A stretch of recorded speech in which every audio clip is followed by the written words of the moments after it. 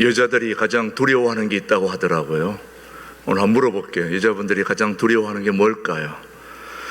존 엘드리지가 그런 얘기를 했습니다. 여자들이 가장 두려워하는 것 중에 하나가 바로 버림받는 거라고 합니다.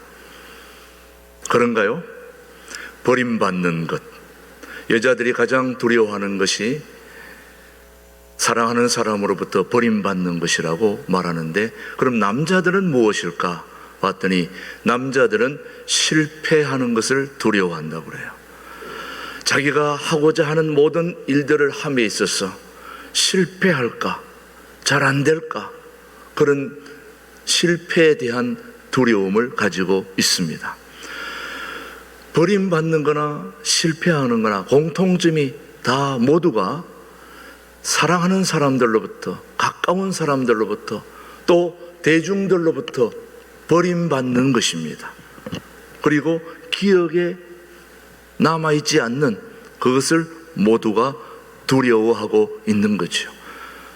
우리 인생 중에서 가장 큰 고통과 아픔은 잊혀지는 것, 버림받는 것이라 그렇게 말들을 하고 있는 것입니다. 비록 개인만 그러하겠습니까? 사람만 그러하겠습니까? 한 민족도 그러합니다. 하나님께서 가장 사랑하는 이스라엘 백성, 하나님이 선택하고 뽑고 또 뽑은 이스라엘 백성들은 버림받지 않고 가장 사랑받고 쭉쭉 잘 나갔으면 좋으련만 참 이해가 되질 않아요. 그런 하나님이 선택한 이스라엘 백성들이 어떻게 포로로 잡혀갑니까? 그것도 하루 이틀도 아니고 몇 개월도 아니고 몇 년도 아니고 100년에 30년이 빠진 몇 년입니까? 70년의 어마어마한 세월 속에 지나오다 보니 이건 하나님이 우리를 버리셨다. 정상적인 사람이라면 그런 생각을 안 한다면 그게 더 이상하지 않겠어요? 우리는 그저 얼마만 지나도 내가 이거 뭐 사람들이 다 나를 잊었구나 이렇게 생각할 수도 있는데, 오랜 세월 동안 하나님이 우리를 보살펴 주지 않는다고 모두가 다 잊고 있다고, 버림받았다고, 사실 소위 신앙에 있는 사람들까지도 그렇게 생각을 했습니다. 이런 오랜 세월 동안에 긴 병에 효자 없다고, 여러분 오랜 세월 동안 고난을 받아보시면 아시겠지만 참 힘듭니다. 하나님께서 선택한 이스라엘 백성들이 그런 어마어마한 세월 속에 주님이 기억하지 않고 있구나, 버림받았구나 이렇게 생각하고 있을 그때, 가장 그것이 극심할 그때에 하나님께서 사랑하는 하나님의 선지자를 보내주셔서, 그렇지 않다, 내가 너를 기억하고 있다 라는 것을 말씀을 통해서 보여주고 있습니다. 오늘 본문 이사야 49장 15절 16절은 분명히 우리에게 말씀하고 있습니다. 시작. 여인이 어찌 그 젖먹는 자식을 잊겠으며 자기 태에서 난 아들을 뭐하지 않겠느냐, 긍휼히 여기지 않겠느냐. 그들은 사람이기 때문에 혹시 잊을지라도 나는 너를 잊지 아니할 것이라. 어떻게 그걸 더 확실하게 오늘 16절에 시작. 내가 너를 내 손바닥에 새겼고 너의 성벽이 항상 내 앞에 있나니. 손바닥에 기록했다는 말은 확실하게 기억하고 있다는 말씀입니다. 그 오랜 세월 동안 침묵하고 있던 하나님께서 결코 너희들을 잊지 않고 있다 하는 걸 말씀으로 확인해 주고 있습니다. 하나님이 사랑하는 이스라엘 백성들을 잊지 않고 있다면 오늘 후손인 저와 여러분도 잊지 않겠습니까? 기억하실 걸로 믿습니다. 당연히 그런 하나님을 오늘 우리 하나님으로 예배하고 있지 않습니까?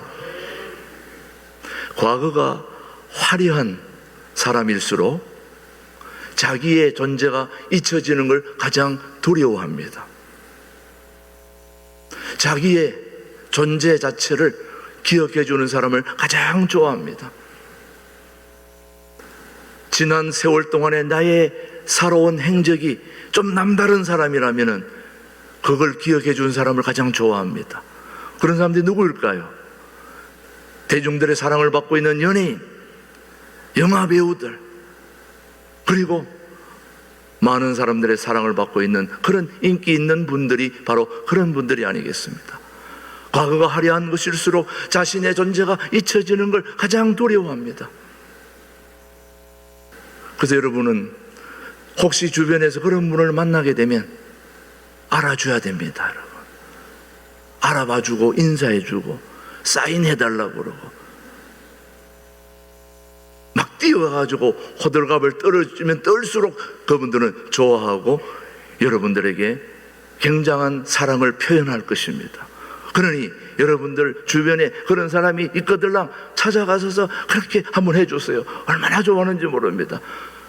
제일 싫어할 때가 모른 척할 때, 자신이 누군지를 모르고 올 때, 분명히 내가 TV에 나가고 있는 사람인데 모른 척하고 있으면 그것만큼 섭섭한 게 없어요. 알아주셔야 됩니다. 자신의 존재가 잊혀지는 그런 때가 가장 힘든 때입니다, 여러분. 저처럼 외모가 남다른 사람은 항상 그런 고민을 안고 살게 되어 있습니다, 여러분. 다른 사람이 알아주지 않으면 힘듭니다, 여러분. 전에 어떤 분이 저보고 찾아와가지고 혹시 TV에 나오시는 분 아닙니까? 그래서 제가 말은 안 했습니다. 그런데 제가 집에 돌아와서 곰곰이 생각해 보니까 제가 영화에 출연했더라고 보니까 새벽을 끼우리로다 영화에 달구지를 밀고 가는 그 역할을 제가 했거든요. 어쨌든 영화에 나온 거 아닙니까? 그래서 누가 나를 영화 배우라고 그러면은 그렇게 부인할 필요는 없는 거죠. 한번 출연했으니까. 멀리서 나왔지만은 기분을 전환시키기 위해서 말씀하는 거니까 깊이 염두에 둘 필요는 없습니다만은 화려한 과거를 가진 사람일수록 자신의 존재가 잊혀지는 걸 가장 두려워하는 것은 말할 필요도 없습니다. 바로 이스라엘 백성들은 하나님이 선택한 백성입니다. 그런데 하나님이 그들을 70년 동안 내버려 뒀으니 고민이 깊을 수밖에, 아픔이 클 수밖에요. 오늘 이 자리에 나와서 예배 드리는 우리 교우들 중에서도 심한 질병을 오래오래 앓고 있을 때일수록 여러분의 마음속에 상당한 회의감이 찾아올 것입니다. 어찌 하나님이 살아계시다면 나를 이렇게 버려두십니까? 내가 무슨 잘못을 그렇게 했다고 이렇게 오랫동안 질병을 앓게 하십니까? 뭐 그렇게 말하고 싶지 않겠습니까? 말하고 싶겠죠, 여러분.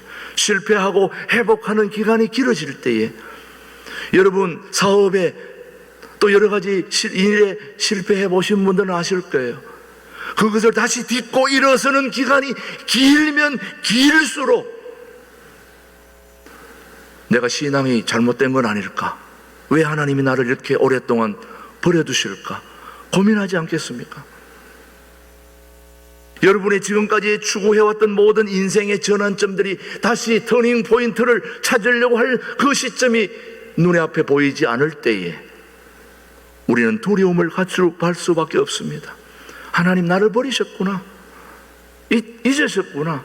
그렇지 않다면 어떻게 이렇게까지 나를, 그렇게 생각하시는 분들에게 오늘 우리 주님은 다시 한번 말씀합니다. 그럴 때라도 분명한 것은 하나님은 여러분들을 잊지 않으셨다. 그걸 오늘 본문을 통해서 여러분에게 보여주고 있습니다. 우리가 처음에 태어나면 머리가 다 하얗습니까? 까맣습니까? 까만 머리잖아요. 까만 머리가 시간이 지날수록 10, 20, 30, 40, 50, 60, 제가 오늘 60인데 머리가 하얘지지 않습니까, 여러분? 저도 100발로 지금 가고 있는 중입니다. 70, 80, 100발로 갈수록 고민은 더 커지지 않겠습니까? 그럴 때 우리 하나님은 말씀을 통해서 100발일 때까지도 내가 너를 잊지 않는다, 시편 오늘 71편 말씀을 한번 보십시오. 여러분 뭐라고 얘기했는지 시작. 하나님이여 내가 늙어 뭐가 될 때도 백발이 될 때에도 나를 버리지 마시며 내가 주의 힘을 후대에 전하고 주의 능력을 장래의 모든 사람에게 전하기까지 나를 버리지 마소서. 이거는 다윗이 기도하는 장면인데 이 기도에 대한 응답이 신약 성경 히브리서 13장 5절 말씀에 뭐라고 말하는지 한번 보십시오. 시작. 돈을 사랑하지 말고 있는 바를 족한 줄로 알라. 그가 친히 말씀하시기를 내가 결코 너희를 버리지 아니하고 너희를 떠나지 아니하리라 하셨느니라. 여러분 다윗의 기도를 내가 백발이 될 때도 나를 버리지 마시고 떠나지 말라고 그렇게 기도했을 때 하나님은 응답했습니까? 안 했습니까? 응답해 주셨잖아요. 내가 너희를 결코 떠나지 아니하리라, 버리지 아니하리라. 수천 년 전에 하나님이 우리 믿음의 조상에게 한 약속은 오늘도 동일하게 신광두레교회 일부 예배 오신 모든 분들에게도 그대로 적용되는 살아계신 하나님의 말씀임을 저는 믿습니다. 확신합니다. 그런데 하나님은 우리를 떠나지 않고 버리지 않을 뿐만 아니라 우리의 환난에 동참한다고까지 말씀을 하셨으니 이사야서 63장 9절 말씀을 한번 우리가 살펴보십시다. 시작. 그들의 모든 환난에 뭐 하신다? 동참하신다. 자기 앞에 사자로 하여금 그들을 구원하시며 그의 사랑과 그의 자비로 그들을 구원하시고 옛적 모든 날에 그들을 드시며 안으셨으나. 자, 우리 하나님은 모든 환난 가운데 우리와 함께 하고 계십니다. 우리와 함께 하십니다. 오늘 이 자리에 와 계신 분들 중에 이런저런 어려움을 갖고 계신 분들도 많이 있을 터인데 오늘 여러분의 고난에 우리 하나님이, 성령 하나님이, 우리 주님이 여러분의 고난에 동참하고 계시는 것입니다. 계실 뿐만 아니라 여러분이 때때로 힘들 때는 여러분들을 안아주시는 분이십니다. 오늘 말씀에 그래 놨잖아요. 안아주신다. 힘들 때는 여러분을 안고 가시는 분입니다. 에스겔 골짜기에 마른 뼈와 같은 우리를 주님은 버려두지 않고 사랑하시는 분입니다. 그런 흑암의 골짜기에 그늘진 곳에 있는 사람들, 나는 너무 양지도 아니고 그늘진 곳에 아무도 알아주지 않고 나는 정말 너무 힘들다, 혼자 있는데, 그런 사람들에게까지도 그늘진 곳에 캄캄한 구석에 있는 그 하나님의 백성에게도 주님은 동일하게 함께 하십니다. 같이 계십니다. 근데 하나님의 일하시는 방법은 참 특이합니다. 하나님이 크게 또 제대로 하나님이 쓰시고자 사용하시고자 하는 분들은 일단 구덩이에 쳐박습니다. 가감하게 막 웅덩이에 막 갖다 밀어넣습니다. 정말 그런지 안 그런지 봤더니 애굽의 국무총리를 했던 요셉과 같은 경우가 바로 그와 같은 경우입니다.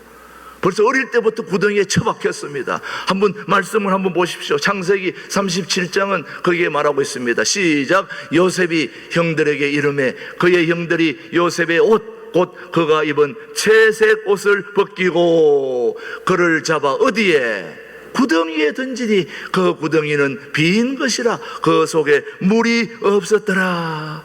물만 있었으면 어떻게 됐어요? 죽었지요. 물 없는 구덩이에 그냥 처박은 거예요. 그래서 여러분, 잘 되는 사람은 이 구덩이에 빠지고 처박히고 하는 겁니다. 오늘 여러분들이 남다르게 어려움이 크다 그러면은 이거 제대로 이거 지금 하나님 앞에 쓰임 받고 있구나 이렇게 생각하시면 돼요. 어려울 거 하나도 없습니다. 요셉도 구덩이에 처박혔는데 나라고 이렇게 생각하시면 좀 힘이 되지 않겠습니까?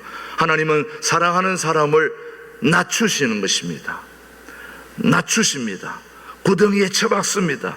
하나님이 높이 세우기를 원하는 사람일수록 낮은 곳으로 떨어뜨리십니다. 높은 산일수록 골짜기가 깊습니다. 여러분, 한번 보세요 여러분. 에베레스트 산은 그 골짜기에 너무너무 커가지고 한번 잘못 디디면 떨어지면 그냥 살아나오질 못합니다. 하나님은 하나님의 쓰시는 사람들을 이렇게 어려운 것으로 밀어넣습니다. 정말 그런지 안 그런지 우리 예수님의 경우 이 세상에 우리의 왕이신 보스이신 최고이신 우리 주님이 어떻게 어려움을 당했는지 그걸 보시면 한마디로 알 수 있습니다. 예수님은 스스로 낮추셔서 이 땅에 내려오신 거 아닙니까? 위대하신 하나님이 말구유에까지. 여러분 말구유 가보셨습니까? 냄새가 얼마나 납니까? 짐승이 사는 그곳에 위대하신 왕이신 우리 주님이 그곳에 내려오셨습니다. 태어나셨습니다. 완전히 밑으로. 빌립보서 2장 8절 한번 보십시오. 여러분 얼마나 낮아졌는지. 시작. 사람의 모양으로 나타나서, 벌써 사람의 모양으로 내려온 것 자체가 엄청난 비하인 것입니다. 위대하신 하나님이 어떻게 사람의 모양으로 내려올 수 있습니까 여러분? 있을 수 없는 일입니다 여러분. 위대한 사람일수록 천한 곳에 가지 않습니다. 보잘것없는 데 가지를 않습니다. 다시 한번 말씀 2장 8절 다시 한번 말씀을 보십시오. 사람의 모양으로 시작. 사람의 모양으로 나타나사 자기를 뭐하시고 낮추시고 뭐하기까지 죽기까지 복종하셨으니 어디까지입니까? 십자가에 죽으심이라. 사랑하는 교회 여러분, 우리 예수님의 경우를 보시면은 만왕의 왕이신데도 불구하고 낮아지기가 어디까지 낮아지셨습니까? 십자가에 죽으심이까지. 우리의 삶을 가장 잘 아는 분이 두 분이 계셔요. 두 분이라 그러면 좀 이상합니다만은 우리의 형편과 사정을 가장 잘 아는 분이 우리 주님이십니다. 인정하십니까? 또 한 부류가 있어요. 누굴까요? 사단이 잘 알아요. 마귀가. 우리의 형편과 사정을 주님이 제일 잘 아시고 그 다음 잘 아는 세력이 바로 마귀와 사단입니다. 그래서 이 마귀와 사단이 우리 주님이 가장 좋아하는 그런 모습으로 가지 않도록 끝까지 방해하는 세력이 바로 사단이요 마귀입니다. 그래서 마귀와 사단은 사람들의 심리를 너무 잘 알아요. 사람들이 높아지기를 원한다는 걸 너무 잘 알고 있습니다. 높임을 받기를 너무 좋아한다는 걸 누가 잘 안다고요? 사단이 잘 압니다. 그래서 사람을 유혹할 때에 그 방법을 쓰면 백발백중 먹히는 거예요. 그 방법을 사람들이 너무 잘 알기 때문에 그 방법을 써가지고 실패한 경우가 거의 없었는데 그걸 예수님에게 사용했다가 예수님한테는 백전백패했죠 여러분. 예수님도 그렇게 하면 될 줄 알았는데 그렇게 되지 않았습니다. 잘못된 방법으로 성공하고 쉽게 성공하는 방법을 사단은 너무 잘 알고 있습니다. 그걸 그대로 적용해 보려고 예수님을 성전 꼭대기에 데리고 올라간 거죠. 마태복음 4장 5절 한번 보십시오 여러분. 자 시작. 성전 어디에다가? 성전 중간도 아니고 밑바닥도 아니고 어디요? 꼭대기에 세웠다. 사람들은 꼭대기를 좋아해요. 올라가야 보이거든요. 올라가야 보이거든. 여러분 청소할 때 보면은 우리 여기 교우들은 그런 분이 없어서 제가 말씀드리는 거예요. 청소하는 분들은 보이지 않을 때 청소해야 그게 진짜 청소하는 겁니다. 사람 있을 때 청소하는 거는 별로예요. 물론 같이 청소할 때는 그렇게 하지만은 진짜 청소하는 사람은 보이지 않게 썰고 닦아야 돼요. 근데 보일 때 청소를 하다 보면은 어떤 일이 생기느냐? 나중에 사람들이 안 봐주면 섭섭해요. 그래서 좀 쉬고 놀고 있다 사람들이 오면 이제 그때부터 이제 또 왔다 갔다 해야 되거든요. 그런 경험을 제일 많이 해본 사람이 저입니다. 처음에 혼자 막 하다가 나중에 사람들이 보고 칭찬해 주니까 그 다음부터는 칭찬 안 해주니까 이 섭섭한 거야. 그 놀고 있다가 사람들이 오면 막 그때부터 막 뛰어다니면서 막 엄청 하는 것처럼 막 그러니까 또 기분이 좋더라고. 또 막 목사님 청소 다 하시네요 막. 근데 칭찬하고 나면은 그 다음이 좋아야 되는데 가고 나면 또 섭섭한 거예요. 또 다음 언제 누가 와야 되는데 안 오니까 얼마나 공허한지 몰라요. 근데 아무도 없을 때 내가 청소하면은 청소를 하기 전부터 하고 있을 때 또 하고 난 뒤에도 그렇게 기분이 좋아요. 아무도 안 봐도 누가 보시는 거예요? 하나님이 안 봐도 좋아요. 내가 청소하는 것 자체가 좋은 거예요. 그렇게 돼야 됩니다, 여러분. 예수님을 성전 꼭대기에 데리고 올라가가지고 어떻게 해보려고 그랬는데 통할 사람에게 통해야지. 말도 안 되는 거죠. 마귀는 사람들이 얼마나 꼭대기에 서기를 원하는지 너무나 잘 알고 있습니다. 그래서 사람들을 유혹할 때마다 꼭대기에 세워주겠다고 그렇게 공략을 하지 않습니까, 여러분? 이제 선거철이 돌아오고 있습니다. 선거철이 될 때마다 많은 사람들이 공략하는 게 뭐냐? 눈에 안 보이는 거는 거의 공략이 없어요. 다 공략하는 거 보면 드러나는 것만 주로 해요. 여러분들은 찍을 때 눈에 안 보이는 공략을 잘 해주는 사람을 찍어줘야 되는 거예요. 자, 그 다음 말씀 한번 보십시오. 그 다음에 또 사단이 예수님을 어디다 데려갔는지 시작. 마귀가 또 그를 데리고 지극히 무슨 산으로? 낮은 산으로? 높은 산으로 가서 천하 만국과 그 영광을 보여 이 모든 것을 내게 주리라. 예수님은 모든 만물을 지으신 분이고 다 갖고 계신 분인데 뭐가 그렇게 필요하겠습니까? 근데 거기다가 마귀가 그런 장난을 하고 있으니 이건 안 되는 거죠, 여러분. 하나님의 방법은 이런 마귀들의 방법과 다른 것입니다. 차원이 다른 것입니다. 먼저 우리 하나님은 하나님께서 사용하는 사람들을 구덩이에 낮은 곳으로 다 내려보냅니다. 그게 진짜니까. 시편 88편 6절의 말씀은 우리에게 시작. 주께서 나를 깊은 웅덩이와 어둡고 엄침한 곳에 두셨사오며. 우리 주님의 방법은 성전 꼭대기, 높은 산 이런 게 아니고 낮은 곳, 웅덩이, 어두운 곳, 엄침한 곳, 그런 데로 우리를 내려보내죠. 저 말씀 한번 보십시오. 시작. 제9 시쯤에 예수께서 크게 소리질러 이르시되 엘리 엘리 라바 사박다니 하시니 이는 곧 나의 하나님 나의 하나님 어찌하여 나를 버리셨나이까 하니라. 예수님이 먼저 이렇게 어두운 곳에 엄침한 곳에 구덩이에 십자가에 돌아가시면서 3일 동안 그 암울한 곳에 계셨던 우리 주님의 모습, 캄캄한 흑암 중에 있는 그런 우리에게 주님은 먼저 그런 걸 경험하고 또 경험하셨기에 오늘 우리에게 분명하게 말씀하고 계십니다. 오늘 우리 모두가 흑암 중에 있다 할지라도 버려진 웅덩이에 있다 할지라도 우리를 기억하고 계시는 하나님이십니다. 하나님은 왜 그렇게 하시느냐? 이유가 있는 것입니다. 우리를 키우시기 위해서. 사망의 엄침한 골짜기와 광야의 어두운 굴과 감옥을 우리는 주님은 사용하시면서 골짜기의 마른 뼈와 같이 살아간다고 낙심하지 말라는 것입니다. 절망하지 말라는 것입니다. 오늘 마지막 이 이야기로 오늘 설교를 마무리하려고 합니다. 제가 목회했던 현장에 언젠간 한번 들어보셨던 분들도 계시겠습니다만은 제가 목회했던 그 현장에 집사님, 여집사님 한 분이 계셨는데 정말 늦은 나이에 일본 남편과 만나서 아이를 가졌습니다. 저와 같은 비슷한 나이에 애를 낳았으니 대단하지 않습니까, 여러분?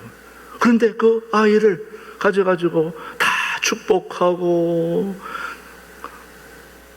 모두가 기쁨 속에 출산하고 이래가지고 막 너무 좋아했는데 태어나자마자 아기가 태어났는데 산모가 피가 멈추지 않는 겁니다. 엄청난 응급 상황이 온 거예요. 보통 문제가 아닌데 피가 멈추지 않는데 여러분 이 어찌합니까, 여러분? 아이는 건강한데 산모가 지금 위험해가지고 다 죽게 생긴 거예요. 더 이상 피가 공급이 돼야 되는데 여러분 이민사회 속에서 인구도 많지 않은데 그 피를 공급하려니까 얼마나 어렵습니까, 여러분? 모두가 다 헌혈에 동참하고 다 다 죽어가는데 막 헌혈에 동참하고, 저도 피를 빼러 가고, 뭐 목회자, 교인뿐만 아니라 주변에 나중에 신문에 알려져가지고 막 그 현지인들까지도 막 줄을 서가지고 그렇게 헌혈을 했어요. 그런데 너무 피가 빠지니까 몸이 막 이렇게 부어오르는데, 저는 사람이 그렇게 몸이 뚱뚱하게 붓는 걸 처음 봤어요. 얼굴이 엄청 미스 코리아처럼 이쁜 건 아니었지만 그래도 얼굴이 괜찮은 우리 여집사님이셨는데, 알아볼 수가 없을 정도로 이만해요. 얼굴이 이만해요. 얼굴이 이만해가지고 누워있는데 내가 봐도 금방 죽을 것 같더라고요. 보니까 제가 중환자실에 자주 가보니까 우리 교우들 신방 가보면 대충 이렇게 뭐 정확한 건 아니라도 어느 정도 이렇게 감이 있거든요. 이렇게 저분은 다시 회복이 될까? 그래도 될 것 같아. 또 힘들 것 같아. 이런 정도가 대부분 있는데, 이분은 거의 뭐 100% 죽은 목숨이나 다름없어요. 보니까 그 중국 의사가 그 담당 의사인데, 그 중국 의사가 딱 보더니 중국 의사도 벌써 딱 보는 순간 이게 아니라고 생각되니까 제가 목사인 걸 알고, 목사님 빨리 가서 기도해 주세요. 저보고 빨리 기도해 주라는 거예요. 자기들 자기 힘으로는 뭐 어떻게 해볼 도리가 없다 이거예요. 그럼 어떻게 해요, 여러분? 이거는 뭐 사람이 할 수 있는 일이 절대 아니에요. 제가 만져봐도 이거는 뭐 만져보나 보나 이건 죽은 목숨이나 다름없어요. 이야, 이건 안 되는구나. 이건 뭐 정말 하나님이 안 도와주면 안 되는구나, 이렇게 생각을 했어요.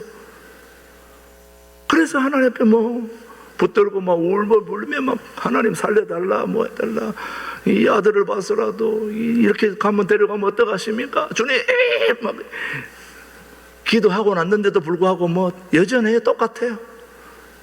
이야, 여러분, 기도하고 나서 뭐 좀 숨소리가 좀 달라지고 뭐 좀 이래야 우리 기도하는 사람들 힘이 나는데, 기도하고 났는데도 뭐 똑같으니까 이게 막 더 절망이 오는 거야. 이야, 이거 뭐 하나님 계신가 안 계신가? 제가 목사인데도 그런 생각이 든다니까, 여러분.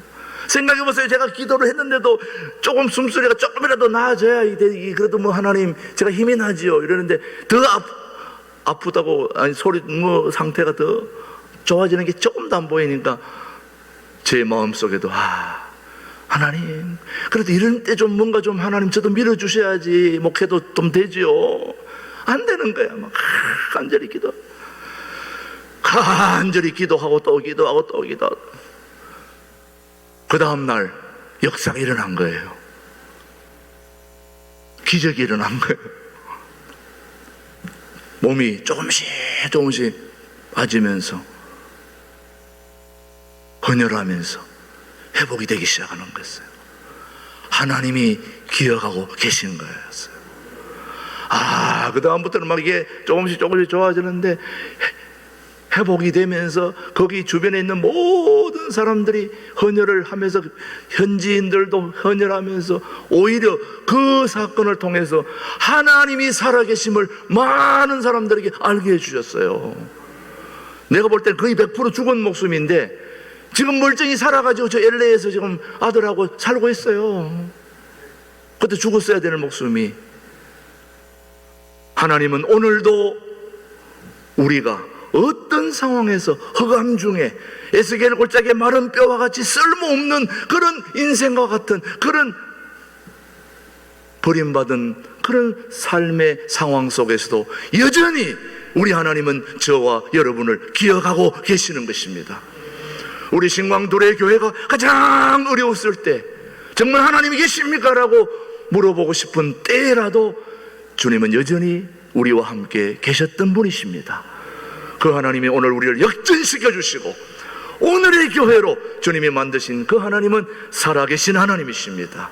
우리의 모든 상황을 잊지 않고 기억해 주시는 그 하나님을 붙들고 우리 다시 한번 힘을 낼 수 있는 우리 교우들 되기를 주님의 이름으로 축복합니다. 하나님 아버지 감사합니다. 고맙습니다.